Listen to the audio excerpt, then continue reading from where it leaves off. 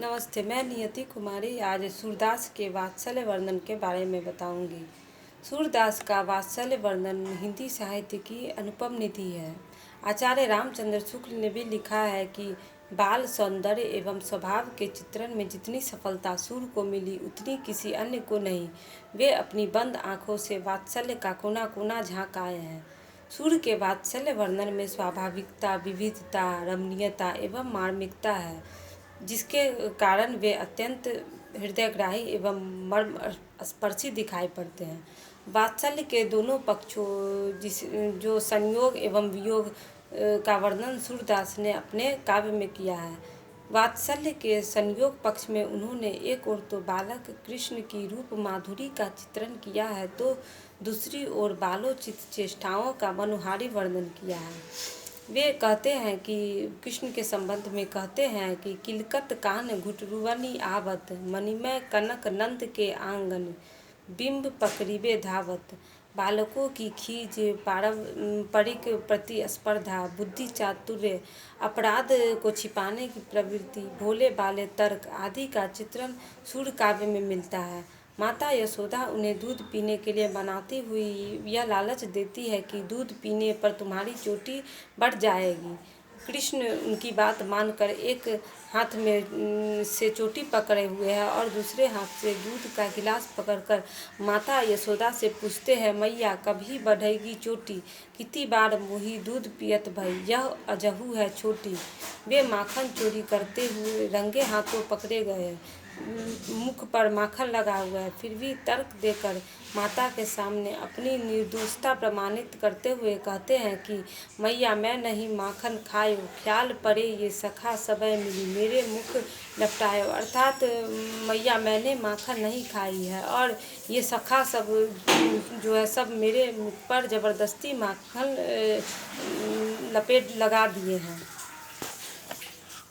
सूरदास ने बाल आक्रोश का भी बहुत ही सजीव चित्र प्रस्तुत किया है।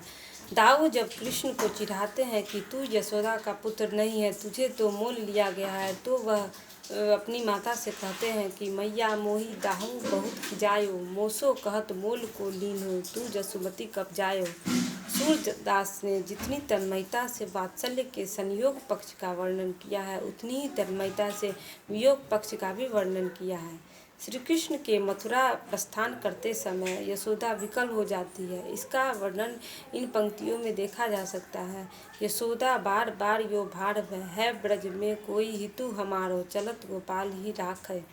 कृष्ण के मथुरा चले जाने पर माता का वात्सल्यपूर्ण हृदय अपने पुत्र के लिए विकल होने लगता है।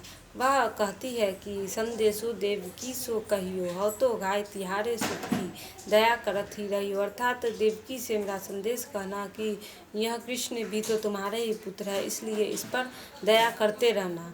सूर ने केवल बाल लीलाओं का ही वर्णन नहीं किया, अपितु बालक की मानसिक प्रवृत्ति का भी हृदयग्राही वर्णन किया है। आचार्य रामचंद्र शुक्ल ने सूरदास के वात्सल्य वर्णन की प्रशंसा करते हुए लिखा है कि आगे होने वाले कवियों की श्रृंगार और वात्सल्य की उक्तियाँ सूर की झूठी सी जान पड़ती है। निश्चय ही सूरदास वात्सल्य के सम्राट हैं और उनका वात्सल्य वर्णन हिंदी साहित्य की ऐसी अपूर्व निधि है जिस पर हम गर्व कर सकते हैं। सूरदास ने भ्रमर गीत में गोपियों की विरह भावना का अत्यंत मार्मिक और सजीव वर्णन किया है। विरह की सभी 10 दशाओं का विवेचन इसमें उपलब्ध होता है। भ्रमर गीत की विषय वस्तु को 3 भागों में बांटा जा सकता है। गोपियों का कृष्ण प्रेम, गोपियों की विरह वेदना और उद्धव का ज्ञान प्रतिपादन। सूरदास ने इन तीनों के निरूपण में अपनी कवित्व शक्ति का परिचय दिया है।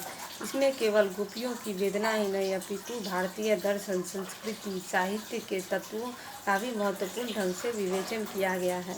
सूरदास भ्रमर गीत परंपरा के सबसे बड़े कवि माने जाते हैं। श्री कृष्ण के मथुरा गमन के पश्चात गोपियाँ विरह वेदना से अत्यंत व्याकुल हो जाती है। श्री कृष्ण जिसका वर्णन भी उन्होंने अपने ग्रंथ में किया है।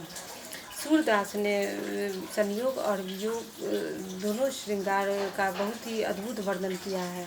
उन्होंने वात्सल्य का जिस प्रकार वर्णन अपनी बंद आँखों से किया है, वैसा वर्णन किसी अन्य कवि ने नहीं किया है। इसलिए तो रामचंद्र शुक्ल का कथन तर्कसंगत व सार्थक है कि वे अपने बंद आँखों से वात्सल्य का कोना कोना झाँक आए हैं।